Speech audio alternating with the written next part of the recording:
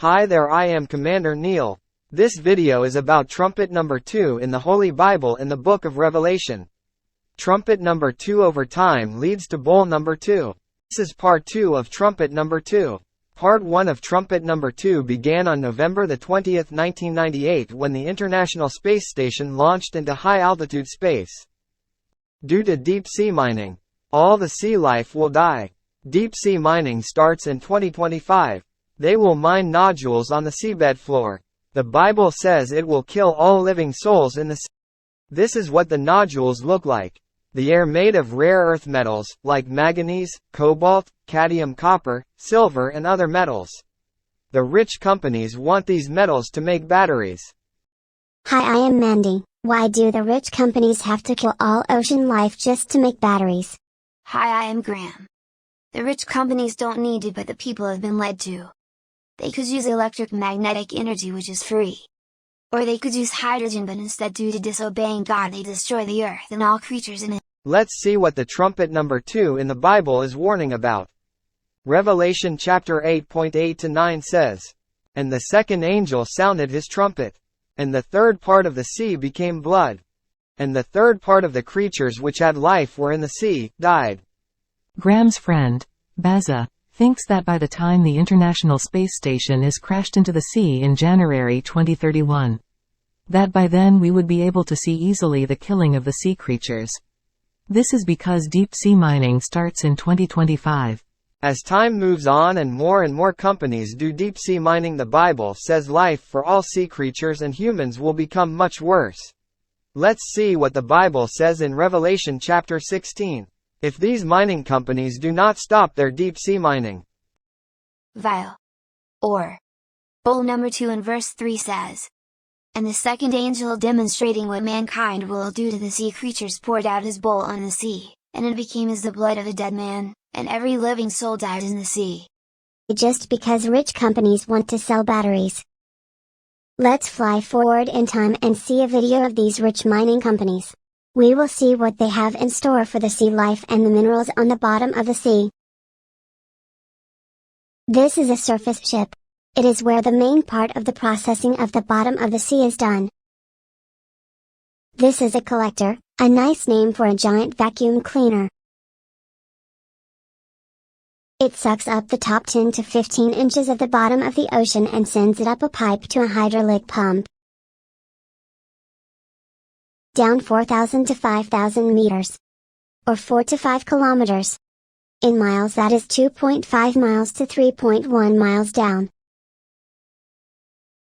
When it is on the bottom of the ocean, it moves on tractor tracks and is GPS guided by the ship. It is connected to the ship all the time. It begins to suck up all the sea life in the sea floor as well as the sand and minerals. It creates a collector plume of fine dust and sand. Just like your car does when driving on a dirt road. This plume allegedly chokes the sea life at the bottom of the ocean and cannot be controlled by the surface ship. The collector pumps all the minerals, sand, sediment, and now dead sea life up to the hydraulic pump. This orange round machine is the hydraulic pump.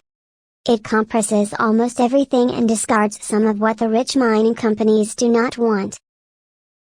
You mean like all the dead sea life they have already killed? Or are now killing? Now the sea life is being crushed to death. As they crush and pump the sediment and the nodules up to the ship for processing.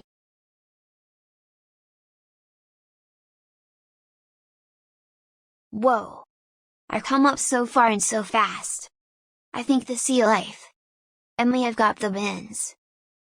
Now the leftover sediment, sand and dead creatures are pumped back down to around 2,000 meters deep. Here the deep sea currents can spread the mixture far and wide across the ocean. And it may choke the fish, sharks and whales and other sea life. Companies say the plumes that are created are 5% at the discharge pipe and 95% at the bottom of the ocean. And the band played Believe It If You Like. As we will see, even at the test trails they pump some of the discharge at the surface level of the ocean. They don't mention all or most the sea creatures that life in the sand and sediment are now most likely dead. We will now see what Greenpeace had to say.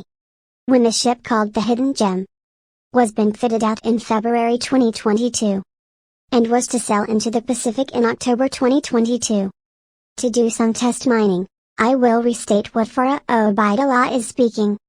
So here we are approaching the Hidden Gem. Yeah, it's owned by Allseas and the Metals Company, which is the company that is really aggressively pushing for deep sea mining.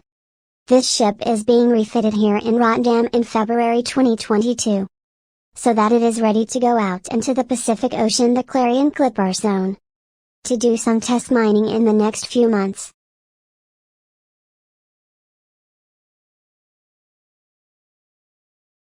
Sediment-laden seawater discharged directly into the ocean, the contents of which and effects to sea life are unknown. Obviously they have not read Trumpet 2 or Bowl 2 of the Book of Revelation. Just the testing of deep sea mining equipment shows the devastation this industry and the rich mining companies will have on the ocean, if allowed to go ahead. In March 2022 the United Nations approved deep sea mining in their High Seas Treaty. Farah speaking again.